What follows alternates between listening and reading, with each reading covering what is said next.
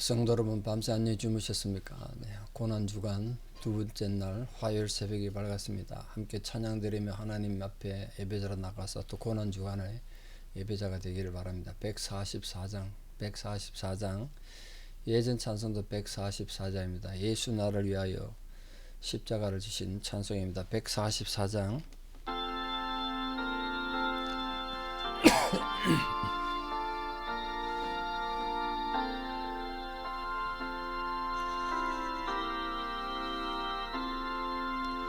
예수 나를 위하여 십자가를 질 때 세상 죄를 지시고 고초당하셨네.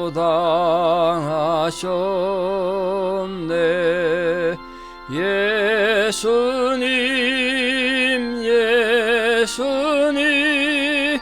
나의 죄 위하여 보배 피를 흘리니 죄인 받으소서. 십자가를 지심은 무슨 죄가 있나. 저 무지한 사람들 메시아 죽였네. 예수님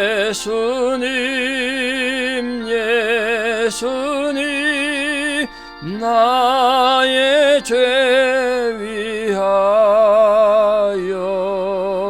보배 피를 흘리니 죄인 받으소서. 비와 같이 붉은 죄 없는 이가 없네. 십자가의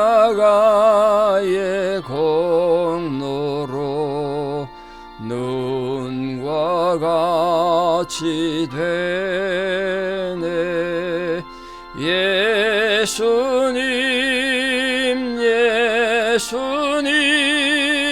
나의 죄 위하여 보배 피를 흘리니 죄인 받으소서. 아름답다 예수여 나의 좋은 친구. 예수 공로 아니면 영원 형벌 받네. 예수님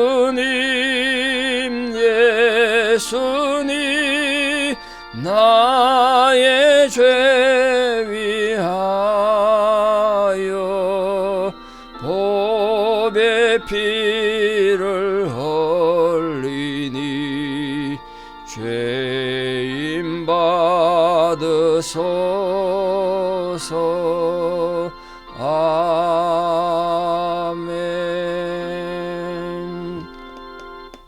사도신경으로 우리의 신앙을 고백드리겠습니다. 나는 전능하신 아버지 하나님 천지의 창조주를 믿습니다. 나는 그의 유일하신 아들 우리 주 예수 그리스도를 믿습니다. 그는 성령으로 잉태되어 동정녀 마리아에게서 나시고 본디오 빌라도에게 고난을 받아 십자가에 못 박혀 죽으시고 장사된 지 사흘 만에 죽은 자 가운데서 다시 살아나셨으며 하늘에 오르시어 전능하신 아버지 하나님 우편에 앉아 계시다가 거기로부터 살아있는 자와 죽은 자를 심판하러 오십니다. 나는 성령을 믿으며 거룩한 공교회와 성도의 교제와 죄를 용서받는 것과 몸의 부활과 영생을 믿습니다. 아멘. 2025년 4월 15일 고난주간 두 번째 날 화요일 새벽입니다. 하나님 주신 말씀 누가복음 20장 1절에서 8절입니다. 누가복음 20장 1절에서 8절, 누가복음 20장 1절에서 8절 봉독에 올리겠습니다. 하루는 예수께서 성전에서 백성을 가르치시며 복음을 전하실새 대제사장들과 서기관들이 장로들과 함께 가까이 와서 말하여 이르되 당신이 무슨 권위로 이런 일을 하는지 이 권위를 준 이가 누구인지 우리에게 말하라. 대답하여 이르시되 나도 한 말을 너에게 물으니 내게 말하라. 요한의 세례가 하늘로부터냐 사람으로부터냐? 그들이 서로 의논하여 이르되 만일 하늘로부터라 하면 어찌하여 그를 믿지 아니하였느냐 할 것이요 만일 사람으로부터라 하면 백성이 요한을 선지자로 인정하니 그들이 다 우리를 돌로 칠 것이라고 하고 대답하되 어디로부터인지 알지 못하노라 하니 예수께서 이르시되 나도 무슨 권위로 이런 일을 하는지 너에게 이르지 아니하리라 하시니라. 아멘. 고난주간 둘째 날 화요일은 논쟁의 날입니다. 논쟁의 날. 예수님께서 어찌어찌 하다가 갑자기 정치적 희생양에 대해서 십자가에 달려 죽으신 게 아니라 철저히 계산되고 준비된 그런 죽음이란 걸 이번에 제가 다시 깨닫습니다. 어제 말씀드린 것처럼 예수님께서 목요일 저녁 되기 전까지는 예루살렘에 와서 사역은 매일 하셨지만 머물지 않고 잠을 주무시지 않고 베다니로 물러가셨다 그랬습니다. 그래서 이 대제사장들과 서기관들, 장로들이 예수를 잡고 싶어도 어디 있는지 몰라서 못 잡은 겁니다. 만약 예루살렘 경내에 있었으면 당장 잡았겠죠. 왜 그러셨을까요? 예수님의 죽으심은 철저히 계산된 것입니다. 하나님의 인간 구원 계획. 근데 그 날이 언제 날이냐면 안식일에 대한 새로운 개념을 주기 위해서 주일을 만들기 위해서 안식일, 그 안식일이 어떤 안식일이죠? 유월절 안식일입니다. 그냥 안식일이 아니에요.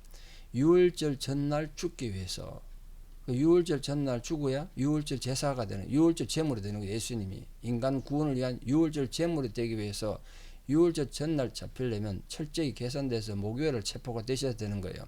그리고 유월절 주일이죠. 주일 지난 안식일이죠. 안식일 지난 주일 일요일입니다만 유대인들에게는 그 주일 새벽에 부활하심으로써 우리에게 주일이라는 개념을 주시기 위해서 그렇게 철저히 계산되셨습니다. 자, 오늘 이 누가복음 20장은 어제 우리 보셨던 말씀에서 연결되는 건데 예수님께서 성전에서 백성들도 가르치시고 어제 보시다시피 성전의 정화 사건도 일으키고 그러니까 유대 지도자들이 그냥 두면 안 되겠다 그런 생각 당연히 하지 않겠습니까? 대제사장들, 서기관들, 장로들이 이거 그냥 두면 안 되겠다 큰일 나겠는데 그렇겠죠. 그래서 어떤 문제라든지 예수님을 약점을 잡아가지고 공격하려고 지금 도전한 내용이 누가복음 20장 전체에 걸쳐 있습니다. 그 예수님 말씀과 행동, 그 말씀은 이제 예수님이 안식일의 주인은 인자다, 뭐 이런 얘기도 하시고, 뭐 여러 가지 율법을 새롭게 해석하는 많은 가르침 주셨죠. 또 행동은 어제 보셨던 것처럼 성전 정화를 한다든지 이런 행동들 무슨 근거로, 무슨 권위로 하느냐. 또 뒤에 보면 로마 황제 숭배를 위해서 세금 바쳐야 되느냐 이런 거. 과연 인간이 죽은 뒤에 부활한다는데 진짜냐? 뭐 이런 걸 가지고 질문했습니다. 뭐 그래 가지고 예수님의 함정을 파가지고 예수는 유대교 종교를 이렇게 위배했다.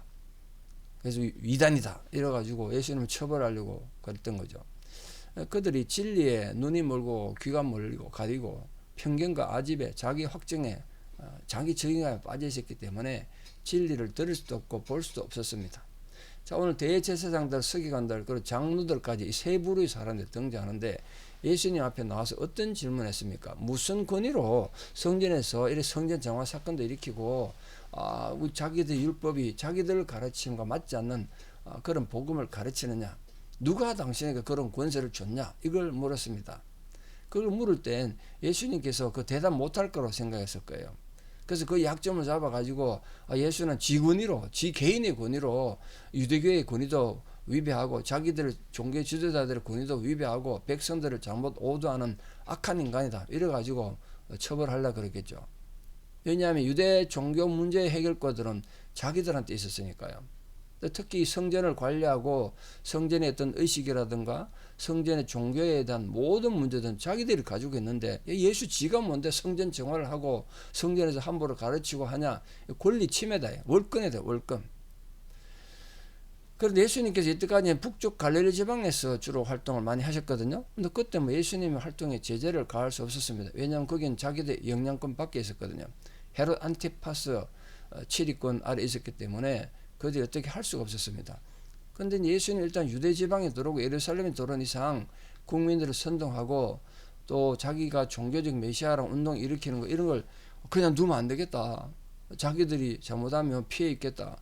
그래서 예수의 약점을 잡아가지고 공격하려고 시작한 겁니다.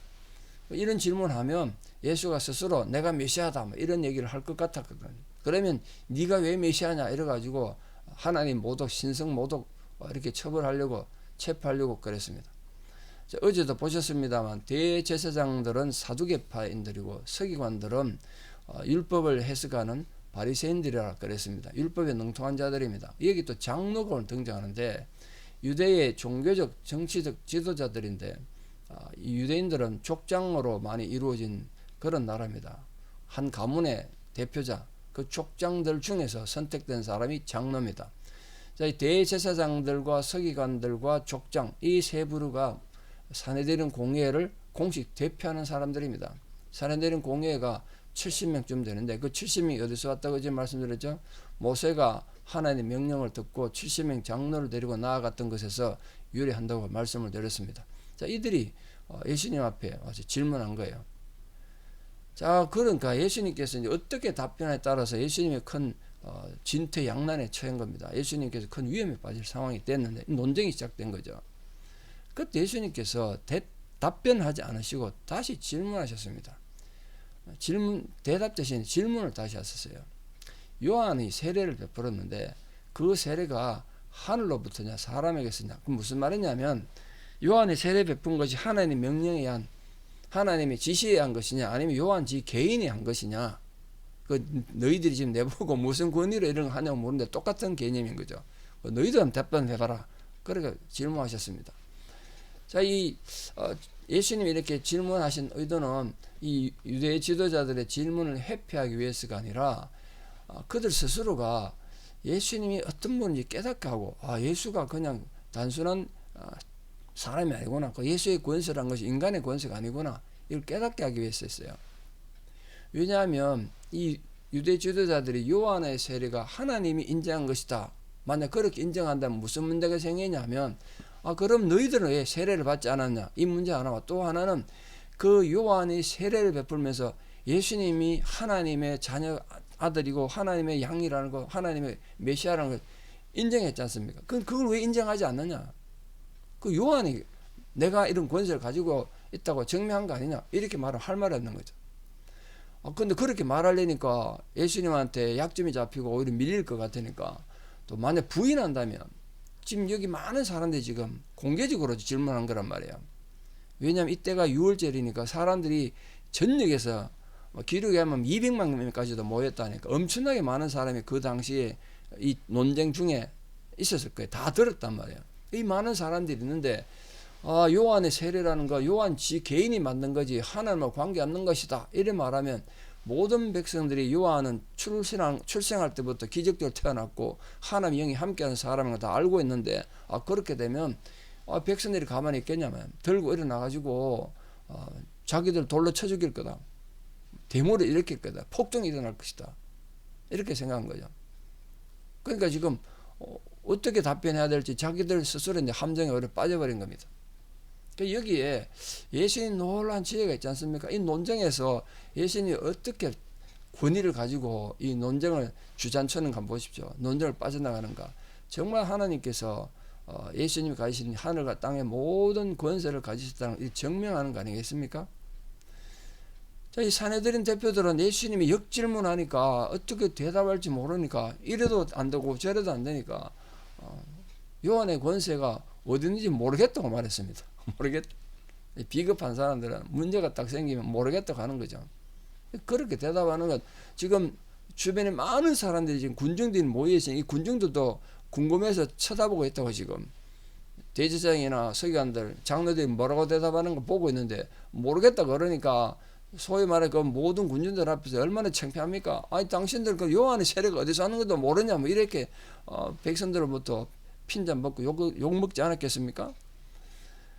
그러니까 왜냐하면 그들이 종교 지도자들이고 백성들의 지도자라면 요한의 세례가 어디서 왔는지 반드시 알아야 되는 거예요. 그 상식에 대한 문제야. 또 백성들이 예언자로 여기는 세례 요한에 대한 이 사내들인의 공식 성명이 있어야 되는 거예요. 그런 거 아니겠습니까? 근데 그 백성들 앞에서 세례 요한의 세례가 어디서 왔는지 모르겠다 이래버리면 그런 것도 판결을 못하면서 뭐 당신들이 사내들인 공의라고 우리를 판단하냐 그렇게 공격당할 수 있지 않습니까? 그들이 모른다고 대답해도 사실은 예수님 질문에 충분한 답이 될 수 없는 건 물론이고 스스로 딜레마에 빠진 거죠. 그러니까 예수님이 질문 하나로 모든 걸 뒤집어 버렸고 그 인간들이 얄팍한 그 악함을 드러낸 겁니다. 인간의 지식과 경험 그리고 자기 권세 재능이 아무리 인간 눈에 대단해 보여도 진리 앞에서는 아무런 힘을 쓸 수가 없습니다. 그것이 예수님 고난주간 둘째 날 있었던 논쟁의 날에 일어났던 일들입니다.